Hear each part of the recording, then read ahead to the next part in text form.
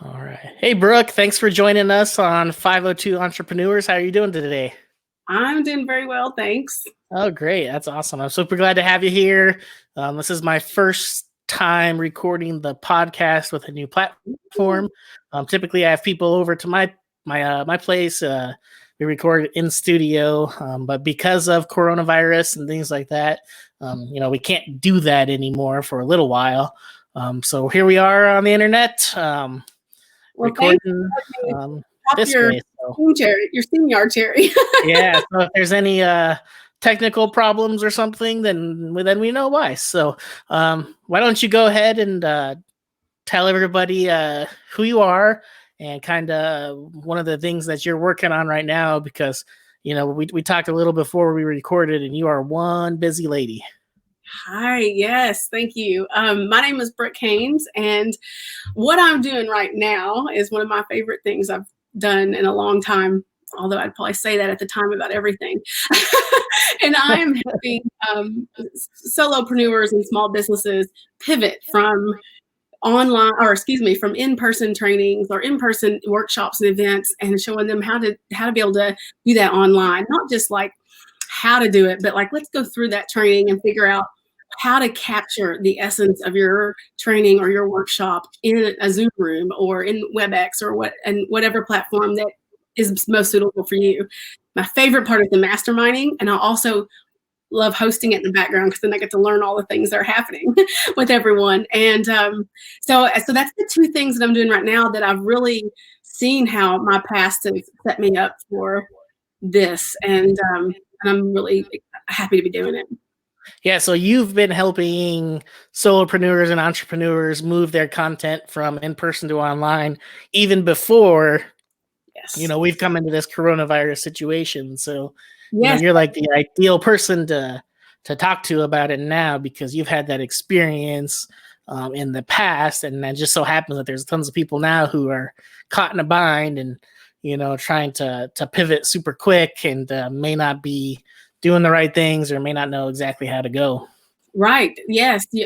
That's true. And I actually started doing this through someone I was helping a coach do something similar to what I do now. And someone said, "Hey, would you mind doing that for us?" And then it just kind of grew. And then this hit.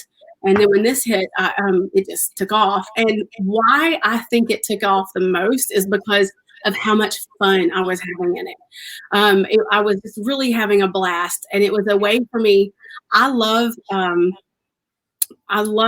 supporting other people, and I love like hosting them, putting them up on a pedestal, and like showing them how to thrive, and like being their person to let them thrive. Way more than me being the person. I think that's why when I was just talking is that I started. Usually I get to talk about other people, right? Right. But I've just really came to a place during all of this where that I'm having fun. I'm enjoying it. I'm like proud of humans right now, and the way people are rising, the way we're capturing who we are online, the way we're standing out in the sea of so many videos and so many trainings, and everyone wanting to go online, and just really just embracing what we're going through, and now seeing so much more opportunity for the future. So many businesses are growing, or there's opportunities opening for people who aren't growing, but they can pivot in different areas. That doesn't mean it has to be a pivot online either. Right. So I'm going to throw a curveball at you maybe a little bit here, but what's the most unusual business that you've kind of helped move from, not online to online, that maybe people kind of don't see as an online kind of company or business that you kind of help transition to that direction? So the most unusual in the beginning, because now we're a month into this, and so it continues to be. Right. At first it was like, we even supported, we even saw someone be successful in an online yoga. And everybody was like, no way. Now like everybody's doing online yoga. Yeah. Now that's like, you can find that. And I'm glad a lot of us need online yoga. So that was my first odd one. And then really, I've done a lot of really personal, an assistant to a business coach, personal coaching online in a group form. But what I've seen recently is like some really unusual ways to engage when it comes to like leadership trainings and things that usually you have to get in person and get into groups and come over and find your answers. And then we come back. We have a lot of fun with breakout rooms. So I guess the most unusual thing would be just like the way we've put things together to make it happen. More than what the process as opposed to I have the type of business. Yes, correct. I have seen people now. I've gotten into working with some doulas who I am now like lifting up because of all the work that they do, and taught birthing, how to help someone birthing. Now it's like, how do you help someone in birth online? I mean, what conversations are we having now, right? Yeah. So what would be like your best tip for somebody who's like, I need to make this transition real quick because coronavirus has me in a big bind? So my best tip is to let it come out the most natural way possible. Not to worry about the professionalism, not to worry about what it's going to look like or who's going to see it or what your people want. It's not going to be about who's the best at this. It's going to be about who's the most them. And that's what I'm seeing, who's rising above. Almost everything, I've spent thousands, and I know people have spent tens of thousands into coaching and training and marketing and all of these things. And even though it's still in us, so I'm very glad of that, it's almost like it's all out the door now. And right. And because what's really, how do I stand out in this sea of every video going down my feed or every person going online? It's the people who are just coming true, coming real, coming out of themselves and saying, hey, you know what? This is what is. And then they are people who are good at something, but now they're unleashing themselves. And that's who's standing out. That's who's rising. And that's who's following is just multiplying like crazy. Right. The people who are being the most authentic. Yes. It wasn't like 3 or 4 months ago, I had a conversation with a group of women between like 40 and 60. And I was like, ladies, I've been hanging out with a lot of younger folks lately. And we have been talking about being real and being authentic and breaking down your shells for years. And we're still working on it. But there's a whole group behind us who doesn't even know what we're talking about. They just are. And it's like, it's time for us just to do it. Be university. That's actually something that years ago for that we came up with behind the scenes. That's my business now, Be University. And but then it's like, now it's time. Even myself, I was like, I could do it, right? I'm just gonna be me. But now it's just time. Like, there's no filters. It just let it be. Yeah, you have to, because it's people nowadays, they buy you and your product combined in one, as opposed to just buying your product. Everyone's so out there in the world these days, and with the so many platforms that you're on, between Facebook, Instagram, LinkedIn, Snapchat, TikTok, whatever it is, it's all your face. And people feel like they know you a lot of the times, and so they're likely to buy from you. Yeah. And they know, but and a little bit that's increasing that, like it's in multiplying that effect, is now they don't know us for what our office looks like, or our little cubby hole that we right behind it. They know our kids, they know our animals, they know the backgrounds we carry, they know how strong our internet connection is. Right. Yeah, exactly. Wide open. And the world is all in the same place. So it allows us to be that. Yeah. The thing going around online now is like all the Zoom calls and, the kids running through or the dogs interrupting and stuff like that. And it's just, people are getting a glimpse into everybody's lives that they never saw before. And I think people are really liking it. So, it's kind of a neat thing that the virus has brought up that people can see. Yes, it's brought me closer to people, and I've had to just be okay with things. I had my 4-year-old walk into a live video saying, "Mom, I got to poop," and puts his arms out. Yep. The old me was like, stop it. And I was like, nah, man, we're rolling, And then, Yeah. and then yesterday, same 4-year-old, only have one.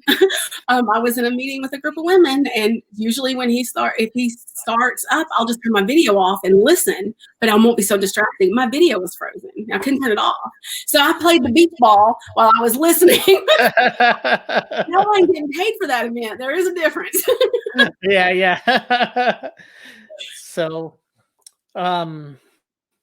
if we got your best tip there, but what's a mistake you see people making all the time as they're trying to do this and get more online? Too I laughed because I know what someone that might possibly hear this is going to laugh at me for, but too much planning and too much trying. It really goes back to what we just talked about. And when we try so hard to make it so perfect, it's not going to be. We're going to have video lag. We're going to have a person didn't get on. We're going to have a pause that didn't stop right at the exact time. And so when you're trying to be perfect, those little tiny things stick out so much more. And so I feel like that's the number one mistake. And two, this isn't a mistake. This is just who we are as humans. That whole, okay, I have been so good at it this way. Can I be good at it that way? And the whole emotional self-sabotaging thoughts that come on, that's not a mistake. That's part of life. But it's like suggestion, another tip would be, you know what, breathe it in, feel it, let it go. And because it's no longer the time for that. Just show up and do. And it's all things we've always heard, but now I feel like I just keep coming back to that. Now the whole world's in the same place. So it's right. We can really, within that place, it looks a lot different for everyone, but we understand what everybody's going through more than ever. And I named this 2020 more than ever, because almost everything everybody's saying is like more than ever, like, more than ever. We truly do have something in common with the whole world has in common, regardless of what differences may be inside of that. Yeah, I think that's a good point. I think the point you brought up about I guess I call it imposter syndrome, right? Where I kind of, where people are afraid that to do it or try it, or they don't think they know enough, or whatever the case may be, that really holds people back.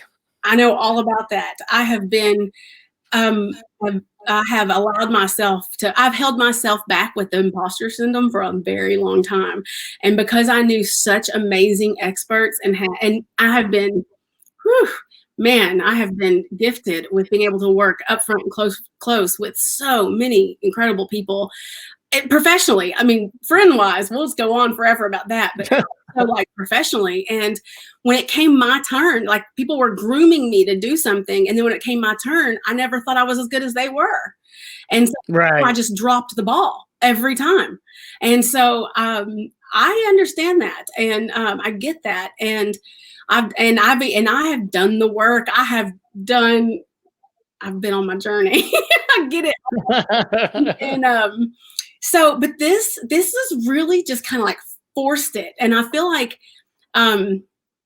it kind of all started when, I know it didn't but the big pivot lately has been when I didn't really know exactly how I was going to move forward in my business, because I had so many other businesses rolling, and all of them were successful, but none of them were successful. To me means that they were functioning, they were working, they were bringing money in, but I wasn't thriving personally in them.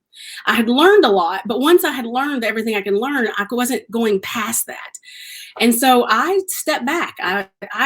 It was within the last year, I stepped way back and got everything off my plate. And there was a point where I was like, I have no idea what I really want to thrive in right now, which is really odd. I've been an entrepreneur for 18 years. And right.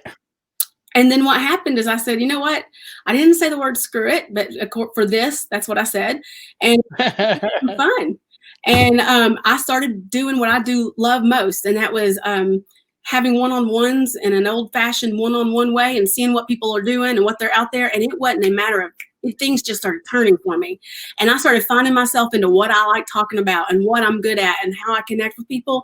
Within 48 hours, I started having jobs come in from anywhere that I didn't ever do before, and that really molded me into what I'm doing right now. Wow, that's great.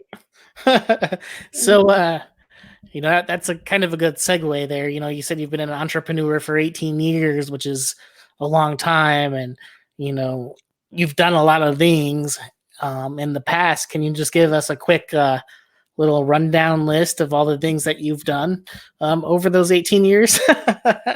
You don't have to do them all; just hit the highlights. Quick. I'll see how quick I can do it. I came to Louisville, Kentucky because I was opening up an office for a company, and it was a multi-level marketing company. And I came here to open up an office, and we expanded all over the region. We left that company due to morals and ethics, and the partner I left with, well, I had to leave him due to morals and ethics. And that was good. I learned so much. I was 22 years old. We were saying awesome before everybody else said awesome. They were like, we love your office. We could come in, and everybody's like, awesome. And I had this vision from a very, very young age of that we could all do what our passion and what we really love. If we all really did it, it could work together. We could live and thrive in that side of that passion, as long as you kept some other skills open too. And people, I remember being on stage with 1,000 people and talking about that, and they were like, mm-hmm. I remember, like, as long as they were patting me on the head, like, you're such a dreamer, you're so cute.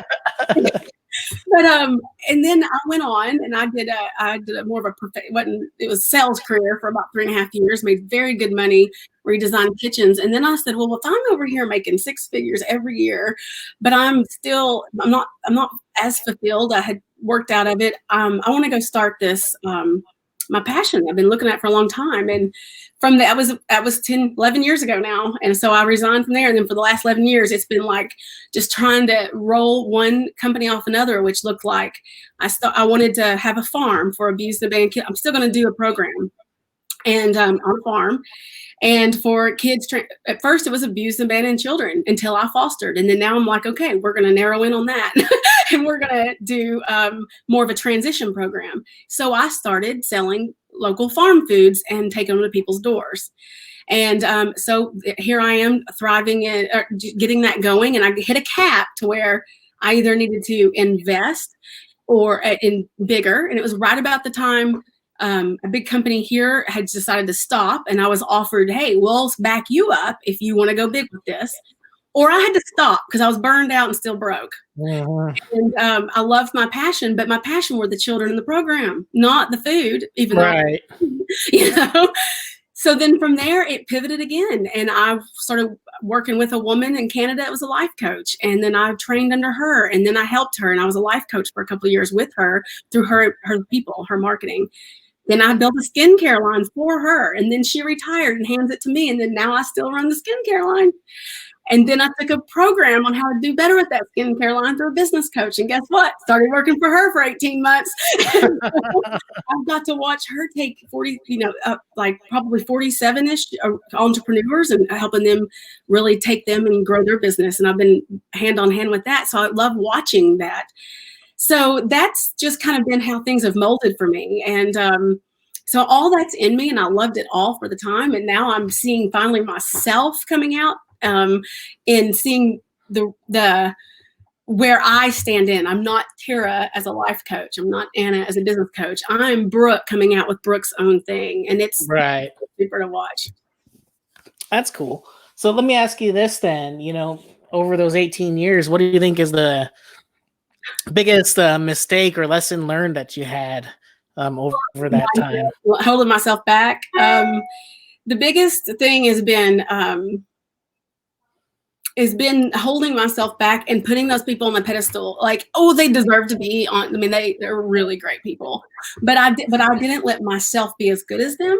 And so it affected my work, my quality of work. It affected my vision. It caused more self-doubt, and it started actually growing more apart from them instead of coming together like them. That was the biggest thing. I'm very, very good friends with the two ladies that I spoke of earlier. Still very close to them, still work with one of them as well, really both of them, if you think about it, depends on how you look at it. Mm-hmm. So that would be the biggest mistake. Another thing is labeling, trying to fit into a mold. And that's kind of what I just said, but really Yeah. trying to mold myself into something specific and not keeping my mind open to, yes, this is what you dreamed of. It just looks a little different. Right. Yeah. Yeah. That makes sense. Carving out your little area there of the pie that nobody else is in. Yes. And I have one more thing to add to that. Not Yeah. fun. I made it like work. Seriously has been the biggest change in me in the last 6 months. And it's like I just was making it work. And I would say it's fun because I really get into self-development. I really get into these things. It's fun, but I was serious about that. I was serious about having fun. Yeah. Yeah. That probably, looking back in today, would be a big one. Yeah, sure. What is the old saying, enjoy what you do and you never work a day in your life. I don't necessarily believe it, because if you want to grow your company, or scale in any way at all, even though you love doing it, it's still going to be work, and there's going to be days that you don't like it as much, and days where it's feel a little tedious and things like that. It still might be your passion, which is ideal situation, right? But it's still going to take hard work, dedication, consistency to get your company to where you want it to go, if it's your passion or not. And then the big thing is from working like a 9-to-5 job to doing your own thing, is you're working to grow your dreams now instead of working to grow somebody else's dreams. Yes. And there'll be times throughout that journey that you're like, maybe I should just go work for someone else, because it's a heck of a lot easier. Right. Yeah, exactly. And sometimes you need to take a break, and because I believe that we do kind of, when you get relief, then everything comes back.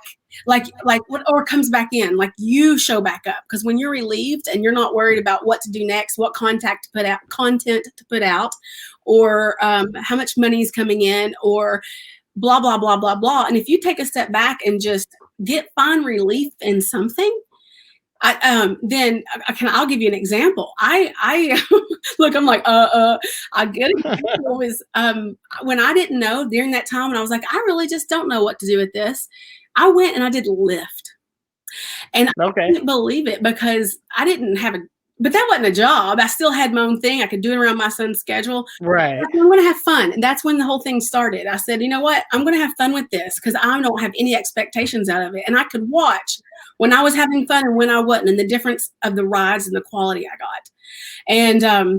And I started having so much fun, and there was no resistance in me doing Lyft. And it was just 2 nights a week on the weekend nights, and making some money and just having fun. And that's when I really started seeing how important that fun was.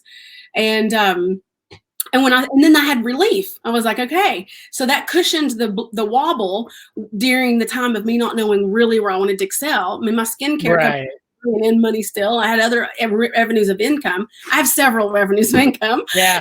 I like to ask people that question, and my wife makes fun of me because she's like, you and your friends are the only people I know who ever worry about that. But how many streams of income do you have? Oh, me? Are you at, was that, yeah, I have, I was, when you asked me this once, I counted, and I think 5. 5. Okay. Yes, I have 5 streams of income, and I'm always open for more if it fits I like it. Right. Yeah, exactly. You gotta bounce around and have some fun and be like, you know what? I'm going to do this today. I think I'm up to 4 now. Nice. But, I need more. That's for sure. Yeah. There was this thing, and I grew up hearing, you focus. You have one thing to focus in and you'll thrive. Focus, and I was never good at it. And but now focus to me means something totally different. It's focused on how I'm doing things. It's focusing my perspective. So if I feel like 5 revenues of income is perfect, or if I feel like it's 10, or if I feel like it's 1, as long as I continue to stay focused and not get dispersed in the way I feel about that, then we're focused. Yeah. Yeah, that makes sense. So I want to transition here into some of the mindset work you do, Oh yeah. because you do a lot of mindset work with entrepreneurs and other people there, and it seems like that's kind of your jam. So well, tell us a little bit about what you do there. Well, so I used to do it. My dream was always to be like a coach, and I was coaching. I was coaching for someone, and then I started coaching by myself, mostly on referrals and things. But really, I don't really as much enjoy taking on a client for an X amount of time for a period of 6 weeks or 6 months or something like that because there's so many ups and downs in our journeys, and that's for the client and the coach. And I know so many great coaches, depending on who that person is, who the client is, and what they need in their life. So when it comes to like coaching, I'm a supporter, and what I love doing is I like a mastermind with someone for like an hour, listen to them about their business. You just ask someone, you want to talk for a minute and see how I can, see what's going on in your business so I know how to refer people to you. Boy, they'll open right up and just tell you everything you need to know. And almost every time we go into either it's a personal or business issue, and most of always it's mindset. And I love doing that. So I've used my product line sometimes because those are usually free calls. So they're like, well, how could I ever repay you? And I'm like, if there's a client you would like to promote or lift up, I have a 3-day spa packet you could buy for them, and that helps me and it helps them. So we just kind of pay it forward. Oh, there you go. And so I love masterminding. When it comes to mindset, I love being this back end of things instead of the front end. Instead of teaching it and telling it and talking about it, I like to be in a conversation with someone and discuss what we're conversing about, right? That topic. And I think mindset is so important. Now, I can hear already my friends around me, my little posse that are so good at what they do. And I know 2 of them are like, nope, breathe. Yes. Breathing is number one. I forget to breathe. So it's not what I'm going to bring up. Girl, you have to pull back down from the ceiling. Breathe. The girls say to breathe. I might have noticed. I do. And I know that when I do get calm and I do breathe, I do that work, I'm so much more powerful when I speak, but I get excited. And to me, mindset is a focus, and it's not just like I said earlier, it's a lot of work on how are you looking at this problem? Because there's 2 things always in everything, and you get to choose how you're going to look at it. And of course, we've always heard it, things come to you, how you're going to respond is you, but to really understand how to look at one thing and see different parts of it, and to know you get to choose on where that's going to go. Not to ignore the negative or just focus on the positive. That's not what I'm talking about. Maybe that's never what they meant, but that's what I thought. It's just more about focus and on keeping aligned, like calibrating to what you want your outcome to be. I gotcha. Yeah, that makes sense. So very cool. So what is a mindset that you see people come with that really holds them back? Or we talked a little bit about non-believing in ourselves and things like that, but that's probably the biggest one. But what else do you see with people that really holds them back from what they're trying to do and accomplish? Competition. In solopreneur, in like entrepreneur world, it's competition. Like, yeah, people want to say all that, or not wanting to give their clients everything they have. Like, well, how will they pay for this if I give them all that for free? But we can read anything about already on the internet from 100 different sources. I guarantee it. You don't have much information that we hadn't already heard. Right. Let me tell you what makes you special, and why I'm going to hire you is your delivery and the way you show up and your accountability and the way you help me. With that information, I can go get from 100,000 other people. Yeah. So don't ever be worried about giving too much to your client, ever. And don't ever be worried about your competition. You can train your competition and make just as much or more money as you did before they were ever your competition. Yeah. So I think that's a big one. I think competition, like in the photography world, so many photographers worry about all the other photographers out there, and they view them as competition. And I just don't see it because, they're doing their thing. I'm doing my thing. There's a million people in Louisville. There's plenty of work for everybody. Just do your thing, be yourself, and the work's gonna come to you, and you don't really have to worry about those other people. Absolutely. Everything you said is is so valid and true. And it's funny that you use the word photography because as a photographer, it's your perspective, right? So the same shot will be come across different ways depending on your perspective. And that just summed up my whole thing on mindset. Good. Well, that was easy. Yes. Also, right now too, I don't know how this applies, but why it came to me is I've been seeing people say I'm losing my clients. They can't afford me because some of their business is going out. And I was never a big advocate into paid groups and memberships. And I thought they were a little played out, and I was getting over those actually myself as a person. But right now, it's a fantastic way for your clients to pay a lot less and you to provide information to a lot more people. So they can afford you and afford to hire you, and you can continue having some income coming in. Right. So I'm a huge advocate for that right now. And I would never have ever dreamed I would have said that. I was ready to just get rid of them all. Right. But I qualities and groups like membership groups jump.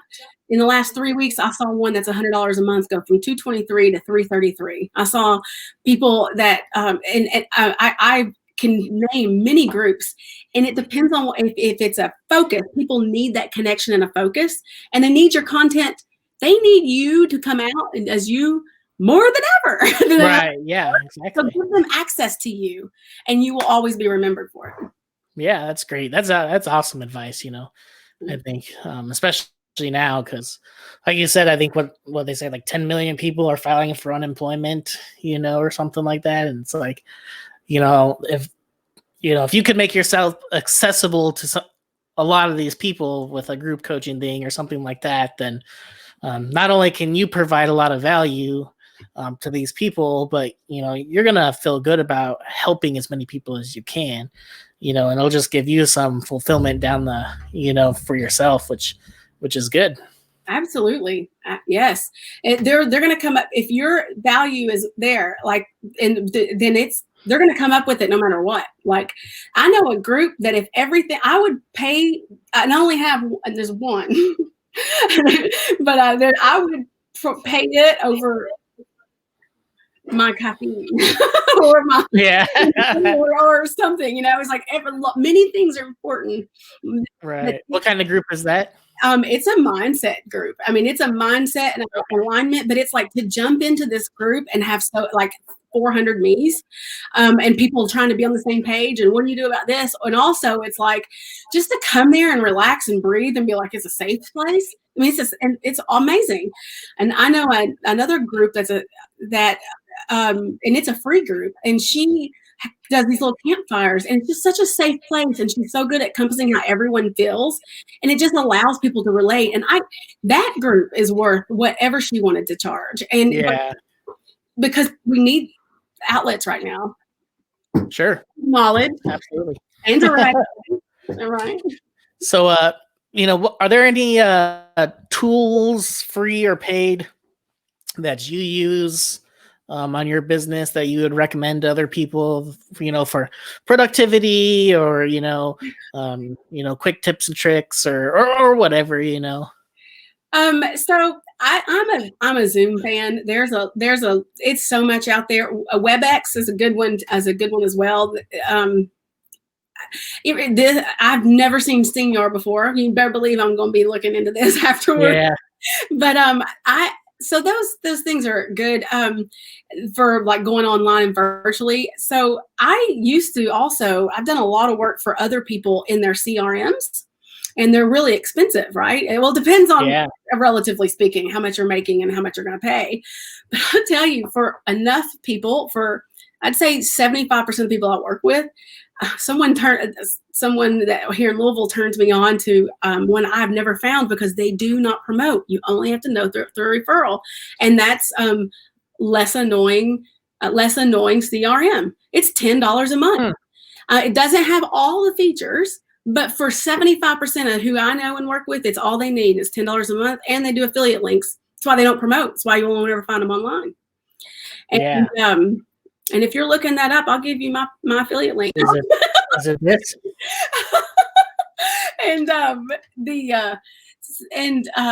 But yeah, so that's that. And really to go get Google Docs and start creating a manual out of the back end of your book. Whatever you do, copy and paste it and throw it in the back end of the book. Now, the business coach I worked with for so long, she would say, take the time to do it right when you copy and paste it. Me, I say, I'll throw it in there and then one day go back through and make it pretty. Right. I'm sure she might be more accurate than that because mine's never looking pretty. But if you your business, you got to have an exit strategy. One day you're going to need an exit strategy. And if it's to hand it to someone and let them run it, you want that book. Yep, exactly. I'm glad you brought up affiliate links because, there's a lot of people nowadays who are making a lot of money through affiliate links and, affiliate marketing and things like that. But, I guess what I want to point out is there's a lot of artists out there nowadays who can't work. Like I got tattoo buddy friends and things like that. They're shut down because of coronavirus, and really the only income they can really have is affiliate links or something like that. So if you do go buy something online, hit up your friends.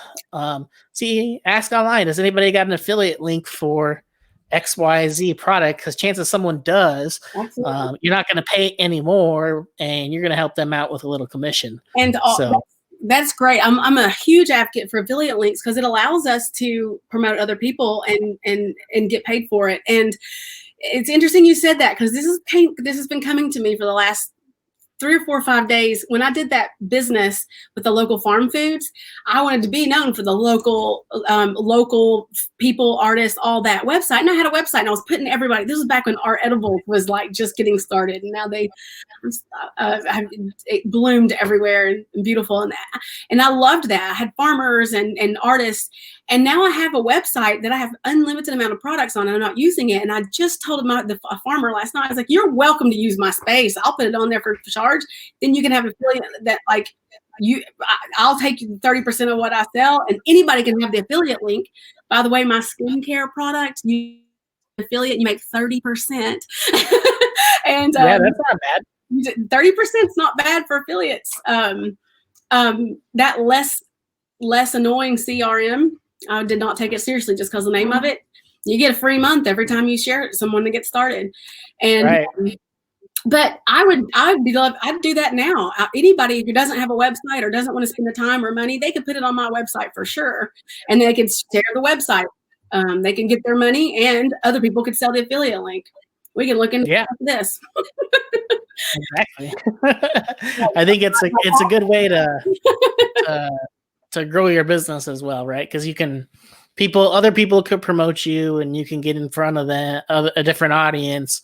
You just got to be understanding of the fact that you're not going to be making 100% of the profits. A piece of that pie is going to go to somebody else. But if you're getting in front of a bigger audience, it's worth it. Yeah, it's people you wouldn't have gotten to anyway. Right, exactly. And so because they weren't your audience to start with. Right. And price it for that. If it's a problem, if you're like, no, I have to get the full $50, well, then price it at $70. Right. Yeah, exactly. Let someone have it. And I didn't even think about tattoo. I feel like I've thought of so many different industries right now that are being affected by this, and really I know the artist industry altogether is, there's so many, right? And I love, I had it on my calendar, go get a tattoo, and I didn't even think about now. I hadn't even thought about that. Yeah, you're not going to do it for a while. No. It's artists, it's musicians. I can't do my photography business right now because, the governor said no. Even if it's single person interaction, you can't do it, and that kind of stuff. So it's just the world we live in now. So it's just trying to find some other ways to keep going. I'm still marketing my photography business the way I would normally, because eventually this is all going to be over and people are going to need headshots, and I want them to remember me. Maybe you can show them how to take their own, and then you can do some editing until it goes, and then you're like, now you know why you need me. Yeah, exactly. Yeah. Well, Brooke, is there anything we didn't touch on that you'd like to talk about, or any major tips or tricks that you want to throw out there to people? Advice? No, I think a long time, 6 months ago, I could have told you all kinds of tools that I told you needed because I believed I did, and tips and all that stuff. But I hit right home to what I think you need right now. Okay. Sounds great. Well, why don't you go ahead and tell people the best way to find you, if they want to chat with you or find anything about you. Yeah. So you can you go to b.university. It's BE, just b.university. That's the website. That's a skincare product website. So it's kind of, and then, or you can email me at brooke@b.university. I think he's got it up on the screen. And yeah, I do free masterminding sessions about, what to do and how to move forward with things. And just, if you don't know what you need, you can come to me, and I like to say I'm a jack of all trades and I know all the masters. There you go. So, well, Brooke, I really appreciate you being here on 502 Entrepreneurs today. It was great talking with you, and I wish you the best. I hope that you and your family stay healthy during these next couple months, and we all get through it and start getting back to some sense of normal. Well, thank you. So, thank you for having me. And all right. Best too. All right. Appreciate it. Bye-bye.